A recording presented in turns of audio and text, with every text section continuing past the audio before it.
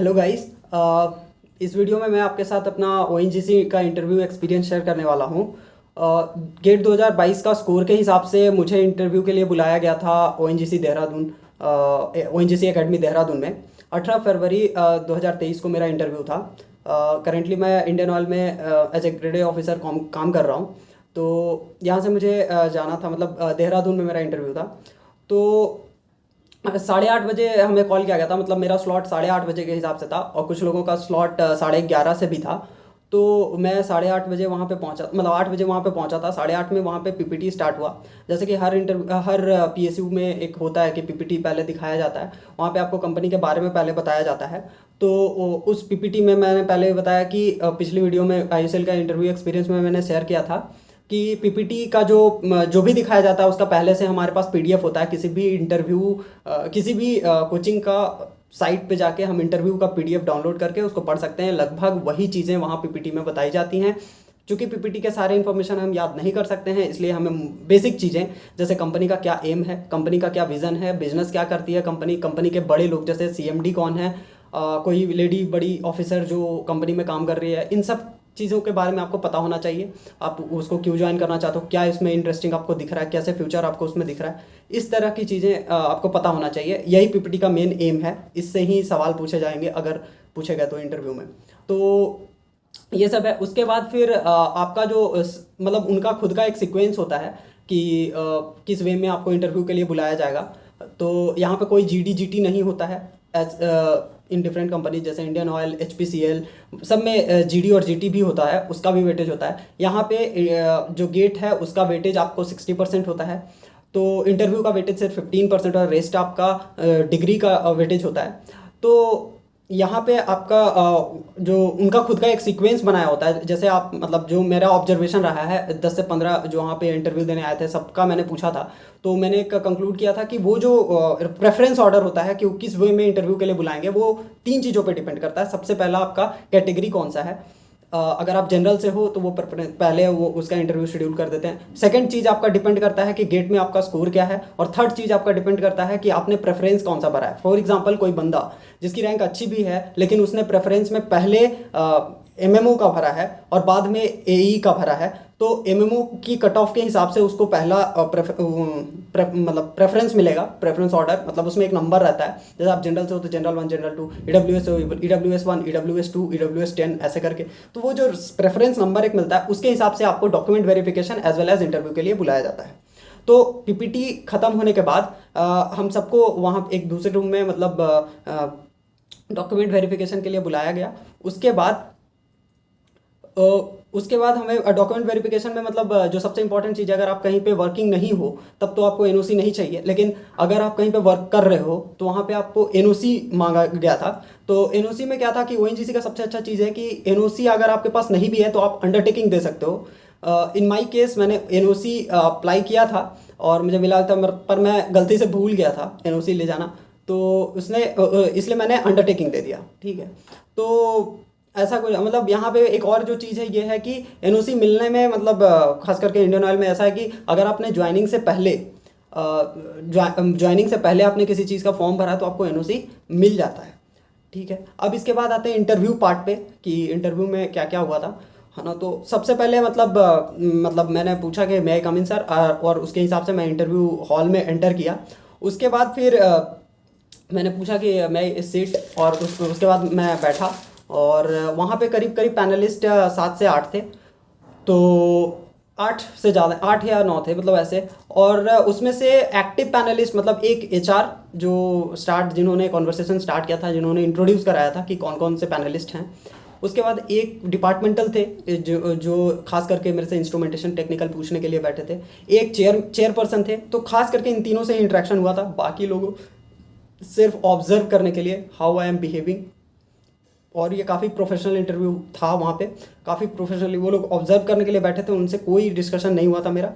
फिर उनका स्टेटमेंट, पहला ही स्टेटमेंट था कि काम डाउन। जैसे कि हर इंटरव्यू में होता है कि स्टार्टिंग में लोग काम करने की कोशिश करते हैं, तो वहाँ पे बोले काम डाउन। और क्या मैं मतलब उन्होंने पूछा कि feeling comfortable, then I said कि यस सर। और वहाँ पे मतलब मैं अपने आप को कॉन्फिडेंट शो करने की कोशिश किया कि मतलब मैं अच्छा फील कर रहा हूँ। तो फिर उनका सिंपल सा लाइन था कि तरुण आप हिंदी, अंग्रेजी अथवा इंग्लिश कोई भी लैंग्वेज में, अपने कंफर्टेबल लैंग्वेज में आप इंटरव्यू दे सकते हैं।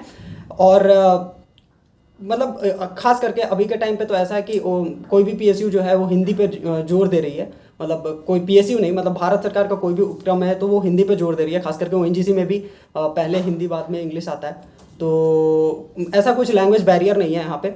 फिर उनका अगला लाइन था कि Tarun, introduce yourself in brief, stating all your details including your family, including your qualification, and why do you think कि you are eligible for this position. आप इस पर्टिकुलर पोजिशन के लिए कैसे अपने आप को सुयोग्य मानते हो, आप मतलब संक्षिप्त में बताओ। ठीक है, तो यहाँ पे मैंने उनको बताया था कि कैसे मैं अप स्ट्रीम के साथ पहले से फैमिलियर हूँ। मैंने अपना कैन का एक्सपीरियंस उनको गिनवाया कि मैं वहाँ पे 4.5 महीने काम किया हूँ। फिर इंडियन ऑयल में मुझे कोर में भी थोड़ा मतलब, क्योंकि मेरा कैन में जो एक्सपीरियंस था वो नॉन टेक्निकल था, यहाँ पे मैं कोर बिल्कुल टेक्निकल एक्सपीरियंस ले रहा हूँ। तो मेरे को एक मैंने अपना ये जो बना के रखा था ना, ये जो पूरा चीज़ कि मैंने ऑयल बिजनेस से मैं फैमिलियर हो चुका हूँ, अप स्ट्रीम से भी मैं फैमिलियर हूँ। तो उनको मैंने ये प्रूव किया कि मेरे पास मैनेजरियल स्किल्स हैं। मैंने गिनवाया कि कॉलेज में मैंने क्या क्या किया था। उसके बाद उनका जो अगला सवाल था कि तरुण, यू आर फ्रॉम गया, तो वाई इज़ इट फेमस। यही सवाल मेरे से इंडियन ऑयल में भी पूछा गया था। और इसमें मैंने वहाँ पे तो आंसर किया था 3-4 पॉइंट्स। यहाँ पे भी मैंने पहले ही पॉइंट बोला था कि it is land of enlightenment, भगवान बुद्ध की धरती बोला जाता है, ज्ञान और मोक्ष की धरती बोला जाता है। इसके बाद मैं 2-3 और पॉइंट बोलने वाला था कि तिलकुट के लिए फेमस है, इसके बाद पितृपक्ष मेला के लिए फेमस है। लेकिन मेरे को दिखा कि इंटरव्यूअर को इंटरेस्ट नहीं है उतना सुनने में, वो टेक्निकल पे जाना चाहते हैं या कुछ और सवाल पूछना चाहते थे, एक्सप्रेशन से मुझे दिखा। तो मैंने स्टॉप कर दिया अपने आप को, मैं आगे नहीं बोला। तो उनका जो अगला सवाल था कि अब जैसे यहाँ पे क्या होगा कि वो टेक्निकल पार्ट में इंटर करने वाले थे, तो ये 4 क्वेश्चंस थे। उसके बाद वो टेक्निकल पार्ट में इंटर करेगा तो क्या सोचेगा कोई भी बंदा, मतलब जो इंटरव्यूअर है उनके दिमाग में यही चलेगा कि सामने वाला वर्किंग है या नॉन वर्किंग है। अगर आप, क्योंकि उनके पास पूछने के लिए सवाल है, तो वो खुद आप में खोजेंगे कि आप मतलब आपके पास कुछ है ऐसा कि जो वो पूछ सकते हैं, ऐसा कुछ है ना। तो अगर आप वर्किंग हैं, कहीं पे आप पहले से वर्क कर रहे हैं, तो आपके पास वो चीज़ें वो पूछेंगे कि क्या देखे हो, कि किस पे काम किए हो, लाइक दैट। लेकिन अगर आप वर्किंग नहीं हो तो उनके पास पूछने के लिए यही होगा कि आप कौन सा कॉलेज में कौन सा प्रोजेक्ट किए हो, है ना, कहाँ पे ट्रेनिंग किए हो या कहाँ पे इंटर्नशिप किए हो, वो सब चीज़ें आपसे पूछेंगे, है ना। तो लाइक मैं इंडियन ऑयल में काम कर रहा था हूँ, इसके पहले भी मैं कैन इंडिया लिमिटेड में काम कर चुका हूँ। तो मेरे से जो सवाल थे वो उस तरह से पूछे गए थे। तो जो उन्होंने पहले सवाल पूछा था कि कैन इंडिया से रिलेटेड कि वहाँ पे क्या किए, मैंने बोला कि मैं सर वहाँ पे प्रोक्योरमेंट इंजीनियर था और वहाँ पे मैं कॉन्ट्रैक्टिंग टीम में था, है ना। तो वो फिर उनका अगला सवाल था कि क्या खरीदे वहाँ पे, है ना। तो मैंने अपने पूरे एक्सपीरियंसेस वहाँ पे गिनाए, कौन कौन से प्रोजेक्ट्स पे कैसे कैसे काम किया हूँ, मेरे को कैसे आइडिया है पूरा प्रोक्योरमेंट का, वो सब मैं बताया हूँ। ठीक है। उसके बाद फिर मैं बोला कि सरफेस वेल टेस्टिंग यूनिट, ये सब जो वर्क ओवर के जो चीज़ें थी, है ना, वो सब मैं ख़रीदा हूँ, है ना। ट्रांसफार्मर, वीएफडी, इन सब के टेंडर्स किया हूँ। तो उससे रिलेटेड वो कुछ 1-2 पॉइंट्स और पूछे थे। हालांकि मेरा एमएमओ में नहीं था शॉर्ट लिस्टिंग, लेकिन फिर भी मेरे से वो सब सवाल पूछे थे। उसके बाद उन्होंने बोला कि तो फील्ड में क्या देखे हो, मतलब क्योंकि मेरी जो इंटरव्यू थी वो एई इंस्ट्रूमेंटेशन के लिए थी। तो उन्होंने बोला कि फील्ड में क्या देखे हो, तो मैंने बोला कि सर मतलब फील्ड में मैंने ऑरिफिस मीटर देखा, क्योंकि orifice meter is very common there in upstream, है ना। तो वो मतलब बोला कि ऑरिफिस मीटर देखा हूँ। तो उनका अगला सवाल था कि क्या होता है बीटा रेशियो।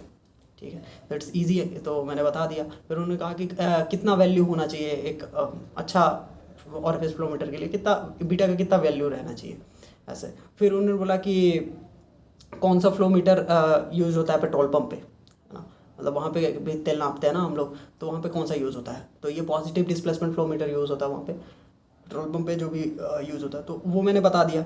उसके बाद फिर उन्होंने सेफ्टी से रिलेटेड, क्योंकि अगर आप एक वर्किंग हो तो क्योंकि किसी भी इंडस्ट्री में सेफ्टी इज़ इंपॉर्टेंट कंसर्न, तो उन्होंने सेफ्टी से सवाल पूछना शुरू किया ना। फायर फाइटिंग में क्या देखे हो, मतलब वो जानना चाहते थे कि कौन कौन सी फैसिलिटीज़ आपने देखी है, क्योंकि वो वहाँ से सवाल पूछेंगे। तो फिर मैंने बताया कि हाँ सर, फायर फाइटिंग मैं जानता हूँ, फायर फाइटिंग का इक्विपमेंट्स मैं देखा हूँ, उसको ऑपरेट भी किया हूँ मैनुअली, है ना। तो उसके बाद फिर उन्होंने कहा कि फायर पंप हाउस को कैसे पकड़ते हैं, मतलब जो फायर होज होता है उसको कैसे पकड़ते हैं, आग लगी हुई है तो फिर मैं उनको मतलब मतलब मैं ऐसे पकड़ के दिखा नहीं सकता, दिखा पा रहा था, मतलब थोड़ा कन्फ्यूज़न हो रहा था ऐसे कुछ होज़ पकड़ते हैं। तो उन्होंने हिंट देना शुरू किया कि ऐसे कुछ पकड़ते हैं। तो मैं तुरंत पकड़ लिया उनको कि हाँ सर ऐसे करते हैं। पर फिर मैंने उनको ये जताने के लिए कि मुझे आता है, मैंने उनको ये बोला कि सर वो एक और आदमी वहाँ पे पीछे से सपोर्ट करता है, क्योंकि ये सब चीज़ें बताई जाती है। तो फायर पंप होज जो होता है उसमें बैक प्रेशर काफ़ी होता है, उसको पकड़ना मुश्किल होता है, तो पीछे से एक आदमी सपोर्ट करने के लिए होता है, ये मैंने उनको बताया। ठीक है। इसके बाद फिर उन्होंने अगला सवाल पूछा कि और क्या देखे हो इंडियन ऑयल में, है ना। तो फिर मैंने बोला कि सर मैं टैंक के ऊपर गया था, जहाँ पे एलपीजी स्टोर होता है, क्योंकि मेरी ट्रेनिंग अभी एलपीजी में हो रही है। तो इसके बाद मेरे को टर्मिनल पे ट्रेनिंग होगी, तो मैं एलपीजी में मैं टैंक के ऊपर देखा हूँ लेवल सेंसर्स। तो वो वहाँ पे मैंने मैग्नेटिक फ्लोमीटर देखा है ना। मतलब मैग्नेटिक लेवल मेजरमेंट वहाँ पे देखा, मैग्नेटिक तरीके से कैसे लेवल मेज़र करते हैं, और मैग्नेटिक फ्लोमीटर देखा है वहाँ पे। तो मतलब उन्होंने पूछा कि मैग्नेटिक फ्लोमीटर क्या होता है, कैसे, क्या एडवांटेज है, क्या डिसएडवांटेज है, कैसे वर्क करता है ना। तो फिर मैंने उनको एक्सप्लेन किया। तो उनका अगला सवाल था कि मतलब मैंने जो डिसएडवांटेजेस बताए उनको कि मैग्नेटिक फ्लोमीटर में यहाँ पे कंडक्टिंग फ्लूइड होना चाहिए, है ना, गैसेस का हम नहीं कर सकते हैं। तो जो डिसएडवांटेज बताए, तो उनका जो सवाल था, ये सवाल इसी तरह का सवाल मार्क में भी पूछा गया था कि ये अब डिसएडवांटेज तो है, तो हम इस फ्लोमीटर की जगह कौन सा फ्लोमीटर यूज़ करेंगे, है ना। तो फिर मैंने उनको तुरंत बताया, क्योंकि मेरा फेवरेट फ्लोमीटर है अल्ट्रासोनिक, जिसमें डिसएडवांटेजेस कम होते हैं, हाँ। तो मैंने तुरंत बता दिया कि अल्ट्रासोनिक फ्लोमीटर हम लोग यूज़ करेंगे सर, उसमें कंडक्टिंग लिक्विड होना ज़रूरी नहीं है, गैसेस का भी हम मेज़र कर सकते हैं, और उसके डिसएडवांटेजेस बहुत कम है। तो उन्होंने तुरंत फिर उसका फार्मूला पूछ दिया, है ना, फ्लो रेट वगैरह का। तो मैंने बोला कि सर मैं तुरंत मतलब फार्मूला तो याद नहीं है, मैं डिराइव कर सकता हूँ, है ना। तो चूंकि इंटरव्यू में टाइम कम था, है ना, तो इसलिए उन्होंने डिराइव नहीं करवाया, है ना। तो लेकिन ये सवाल हुआ। उसके बाद फिर उन्होंने मतलब वो और कुछ पूछते हैं इसके, जैसे बुलेट्स का जिक्र हुआ था, क्योंकि बुलेट क्या होता है कि बुलेट मतलब जिसमें एलपीजी स्टोर होता है आपका बॉटलिंग प्लांट में, तो उसको बुलेट बोलते हैं ना। तो बुलेट पे जब सवाल हुआ तो मैंने खुद से बता दिया कि सर वहाँ पे मैंने लेवल सेंसर भी देखा है ना, कि 2 डिफरेंट प्रिंसिपल पे काम करता है, ऐसा लेवल सेंसर मैंने देखा है। और ये OISD यानी मतलब OISD का गाइडलाइन है ना। तो उनका अगला सवाल था कि OISD क्या होता है ना।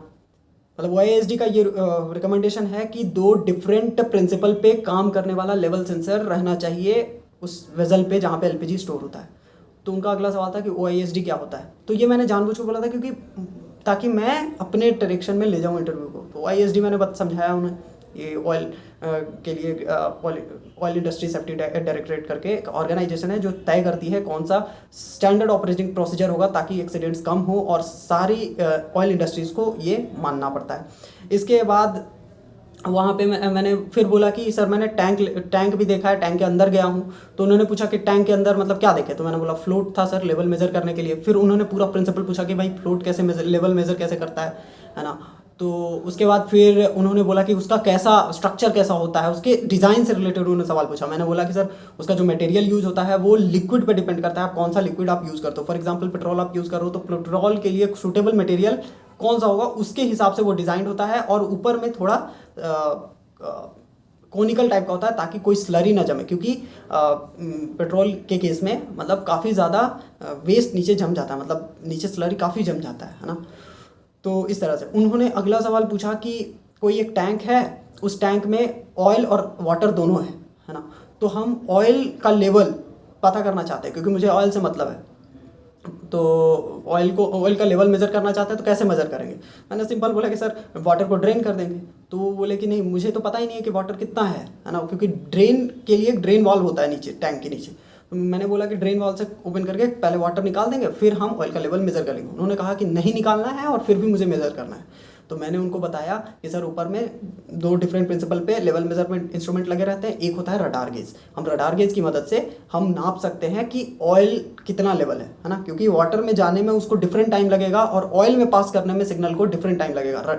जो रेडियो वेव है अपना, रडार सिग्नल में रेडियो वेव यूज़ होता है, तो वो जो डिफरेंस इन टाइम है उसकी मदद से हम मतलब पता कर सकते हैं कि ऑयल कितना है ना। मैंने उनको बताया।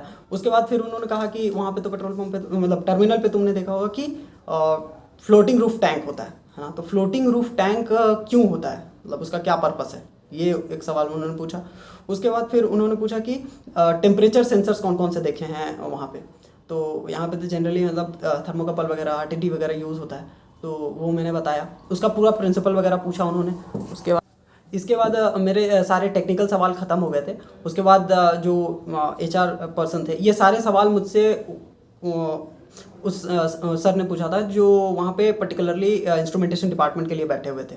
तो उनका सवाल ख़त्म होने के बाद HR ने एक लाइन बोला काफ़ी स्माइलिंग फेस करते हुए, है ना, कि Tarun we appreciate your all strengths, है ना। तो वहाँ पे लिखना होता है कि आपकी क्या स्ट्रेंथ है और क्या वीकनेस है। तो चूँकि मैं एक टिप भी है ये, है ना, कि मैं पिछली कंपनी में भी काम किया था, तो उसका कोर वैल्यू में भी ट्रस्ट था, और इस कंपनी में काम कर रहा हूँ इंडियन ऑयल, उसके कोर वैल्यू में भी ट्रस्ट है। दैट मीन्स कि आज के टाइम पे हर एक कंपनी आपसे ये डिमांड करती है you must be A trustworthy person. तो मैंने इसके स्ट्रेंथ में लिखा था कि ट्रस्ट इज मतलब आई एम ए ट्रस्टवर्दी ना, तो ये स्ट्रेंथ में लिखा था। तो उन्होंने कहा कि वी अप्रिशिएट कि you are trustworthy, but we also मतलब don't agree with your line कि आपका ये ऐसा वीकनेस हो सकता है ना कि कोई स्लिम है, it can not be a weakness of anyone, है ना। तो और उन्होंने बड़े मजाक में उन्होंने कहा कि मोटे तो आप वैसे भी हो जाओगे। तो ऐसे करके उन्होंने स्माइलिंग फेस के साथ, मैं फिर थैंक यू करके मैं चला गया। तो ये था पूरा इंटरव्यू। अब इसमें बहुत सारी चीज़ें हैं जो डूज़ और डोंट्स है, जो मैंने भी गलती की है और अब रियलाइज़ कर रहा हूँ। स्टिल अभी रिजल्ट नहीं आया है, लेकिन मतलब मैंने एनालाइज़ किया कि इंटरव्यू में क्या क्या गलत किया है मैंने, ठीक है। तो उसको मैंने नोट भी किया है, कई चीज़ें मैंने की है फिर भी नोट की है, तो डूज़ एंड डोंट्स में तो मैं वो बोल रहा हूँ। तो सबसे पहला चीज़ वो दिमाग में रखना चाहिए कि वो जो सामने वाले जो भी लोग बैठे हुए हैं, वो बहुत ही नॉर्मली जो बातें कर रहे हैं वो बहुत ही हाईली प्रोफेशनल हैं। वो आपकी हर एक एक्टिविटी को नोटिस कर रहे हैं। वहाँ पे 7-8 लोग में से सिर्फ 2-3 कम्युनिकेट कर रहे हैं, तो बाकी लोग सिर्फ यही नोटिस कर रहे हैं कि आप कैसे बिहेव कर रहे हो, कैसे अपने आप को रखे हुए हो, how use your confidence level, और अगर कोई सवाल आपको नहीं आता है उस टाइम पे आप कैसे रिएक्ट कर रहे हो, कोई डिफ़िकल्ट सिचुएशन को कैसे हैंडल कर रहे हो। तो ये सारी चीज़ें वहाँ पे देखी जा रही है, ठीक है। तो जब एकदम स्टार्ट करते हैं, तो सबसे पहले जब आप रूम में एंटर करते हो तो बिना पूछे नहीं घुसेंगे, हमेशा पूछेंगे कि may I come in, and then you will enter the interview hall. सबसे पहले जब आप गुड मॉर्निंग विश या गुड आफ्टरनून विश करेंगे, जनरली गुड मॉर्निंग और गुड आफ्टरनून ही होगा, वरना इवनिंग में नहीं चलता इंटरव्यू, पर इन केस इवनिंग हुआ तो गुड इवनिंग, है ना। ऑलवेज विश पहले लेडी को करेंगे जो भी वहाँ पे बैठी हुई हैं। थर्ड थिंग कि stand still, sorry seat still, है ना। आप जब भी वहाँ पे बैठे हुए हो, तो जैसे मेरे केस में क्या था कि एक मूवेबल चेयर दिया हुआ था, है ना, तो मैं बैठ के पहले इंटरव्यू तो स्टिल दे रहा था, बट विथ टाइम जब मैं थिंक करने लगा ना, कोई चीज़ें इमेजिनेशन वाले सवाल थे, है ना, टैंक में ऐसा क्या था, तो जब मैं इमेजिन करने लगा था कि हाँ उसमें क्या था, सोचने लगा था, तो मैं बैठे बैठे घूमने लगा था चेयर पे, क्योंकि मूवेबल चेयर था। तो उन्होंने बोला ये पर्टिकुलरली कि प्लीज़ सिट स्टिल, है ना। तो ये एक गलती हुई थी मेरे से, तो ऐसा नहीं करना है आपको, वहाँ पे ध्यान देना है, आपको बैठना है स्टिल होके, ठीक है, घूमना नहीं है। उसके बाद ऑलवेज अपने चेहरे पे एक स्माइल रखना है। You will have to try कि ज़्यादा से ज़्यादा टाइम तक यू कीप स्माइलिंग, ठीक है। और आपको हमेशा कॉन्फिडेंट बिहेव करना है। इसके अलावा वहाँ पे जो 7-8 लोग रहते हैं, आपसे 2-3 लोग ही कम्युनिकेट करते हैं, तो आपको ट्राई ये करना है कि जो आदमी आपसे सवाल पूछा है उनको तो आंसर देना ही है, लेकिन सबको देखते हुए आंसर देना है। ये नहीं कि पर्टिकुलरली उसी इंसान को देख के आंसर देना है। आपको कोशिश करना है कि बाकी लोग भी इन्वॉल्व हों आपके साथ कॉन्वर्सेशन, मतलब इन्वॉल्व ना भी हों, लेकिन आप हमेशा सबको रिस्पॉन्ड कर रहे हो। You are focusing on everyone, not on particular, क्योंकि वहाँ पे इंटरव्यू पैनल में सब लोग आपको जज कर रहे हैं, ना कि कोई एक बंदा, है ना। इवन कि चेयरपर्सन ने शायद ही मेरे से कुछ बात करी है, ठीक है। तो ऐसा है कि मतलब ये भी मेरे से थोड़ी सी गलती हुई कि मैंने सबको नहीं पॉइंट आउट किया था। मतलब मैं आई थिंक कि 7-8 में से 4 या 5 लोगों को आंसर मतलब देख के आंसर कर रहा था, है ना। उसके बाद फिर एक और चीज़ है कि आपसे जो पूछा जा रहा है उसको आपको उतना ही आंसर देना है, ये तो ठीक है, लेकिन कई बार होता है कि आपके पास आंसर्स होते हैं और आप बोलना, जैसे मेरे केस में क्या था कि गया के का इंपॉर्टेंस वो पूछ रहे थे, मैंने देखा उनका फेशियल एक्सप्रेशन देख के लगा था कि वो बहुत ज़्यादा नहीं सुनना चाहते, वो बस ये जानना चाहते हैं कि क्या मैं अपने बारे में जानता हूँ। फॉर एग्जाम्पल, मतलब जैसे उन्होंने अगर पूछ दिया कि तरुण का नाम क्या है, मतलब तरुण का मतलब क्या है, या जैसे मेरा डेट ऑफ बर्थ जो है वो विवेकानंद जयंती के दिन पे है, तो वो पूछ सकते हैं। तो मतलब वो ये देखना चाह रहे हैं कि मतलब मुझे अपने बारे में पता है कि नहीं। उन्होंने ये पूछा कि गया के बारे में क्या फेमस है, तो वो ये देखना चाह रहे थे कि मैं तुरंत रिस्पॉन्ड कर रहा हूँ कि नहीं, मैं जानता हूँ कि नहीं उस प्लेस के बारे में, है ना। तो वो बहुत ज़्यादा डीप में नहीं सुनना चाहते। उसके बाद आपको रिप्लाई नहीं करना है, ये नहीं कि पूरा आप बोले जा रहे हो और they are not willing to listen, ठीक है। आपको उनको देख के रिप्लाई करना है what they want to listen, ठीक है। फिर अगला चीज़ है कि टाइम चूंकि कम है तो अपने आप को आपको प्रेजेंट करना है। दैट मीन्स कि आपका जो बेस्ट पार्ट है वही आपको इंटरव्यू के टाइम पे रखना है। लाइक कोई पर्टिकुलर चीज़ में आप कॉन्फिडेंट हो, कोई पर्टिकुलर टॉपिक पढ़ के आए हो, तो उस टर्म को यूज़ करो कि वो पूछेंगे कि अच्छा ये क्या होता है, वो क्या होता है, क्योंकि वही आप वहाँ पे दिखाने वाले हो। ऐसा कोई भी टर्म नहीं बोले जो आप जिस पे कॉन्फिडेंट नहीं हो। कोई एक ऐसा टर्म निकल गया मुंह से और वही पूछ दिए कि ये क्या होता है, तो आप नहीं बता पाओ, तो उससे क्या बैड इंप्रेशन पड़ेगा। तो ट्राई टू, क्योंकि टाइम लिमिटेड है, तो try to put on those things कि जिस पे आप कॉन्फिडेंट हो। उसके बाद जब आप फॉर्म आपको दिया जाता है कि जब आप शॉर्टलिस्ट होते हो तो एक फॉर्म दिया जाता है, तो उसमें आपको कई बार इंटरेस्ट एरिया वगैरह भी लिखना होता है, जैसे आप कोई प्रोजेक्ट किए हो, आप कोई एक्सपीरियंस है, स्ट्रेंथ वीकनेस, ये सब, तो वो बढ़िया से भरना होता है, क्योंकि वहाँ से उससे रिलेटेड भी सवाल आपसे इंटरव्यू में पूछे जा सकते हैं और वो आपके इंटरव्यू को गाइड कर सकता है। इसके अलावा जो चीज़ है कि एक जो सबसे कॉमन सवाल जो सब लोग पूछता है कि इंटरव्यू को किस लैंग्वेज में दें, है ना। तो हम इस वीडियो में बोले पहले भी और पिछली वीडियो में भी बोले थे, IOCL की वीडियो में भी, कि इंटरव्यू में लैंग्वेज नहीं मैटर करता है। If you know Hindi English तो आप कंफर्टेबल होके किसी भी लैंग्वेज में मतलब दे सकते हो, मतलब हिंदी या इंग्लिश मिला के भी दे सकते हो। आजकल के टाइम पे जितने भी भारत सरकार के उपक्रम हैं, यानी भारत सरकार से रिलेटेड जितने भी ऑर्गेनाइजेशंस हैं या भारत सरकार के डायरेक्टली अंडर में जितने ऑर्गेनाइजेशंस हैं, सब में हिंदी को महत्व दिया जा रहा है। इवन इफ कि ONGC का भी नाम अगर आप देखो तो ब्रांड में पहले हिंदी में लिखा है ONGC, बाद में नीचे में इंग्लिश में लिखा हुआ है ONGC। तो यहाँ पे ये है कि हिंदी को महत्व दिया जा रहा है। तो आपको ऐसा नहीं फील करना है कि अगर आप हिंदी में दोगे तो आपको कम मार्क्स आएंगे। इवन बहुत सारे लोग सिर्फ इंटरव्यू हिंदी में ही देते हैं, और ऐसा कभी मत करना कि इंग्लिश में देने के चक्कर में आप बोलना कुछ चाह रहे हो और उसका मीनिंग कुछ और निकल जा रहा है ना। तो you will have to care, और आप कॉन्फिडेंट होकर किसी भी लैंग्वेज में दोगे, हिंदी या इंग्लिश में, तो भी इंटरव्यू कोई दिक्कत नहीं है, ठीक है। उसके बाद फिर अगर आप नहीं जानते हो कोई पर्टिकुलर आंसर, है ना, तो सिंपली से कि यू जस्ट डोंट नो।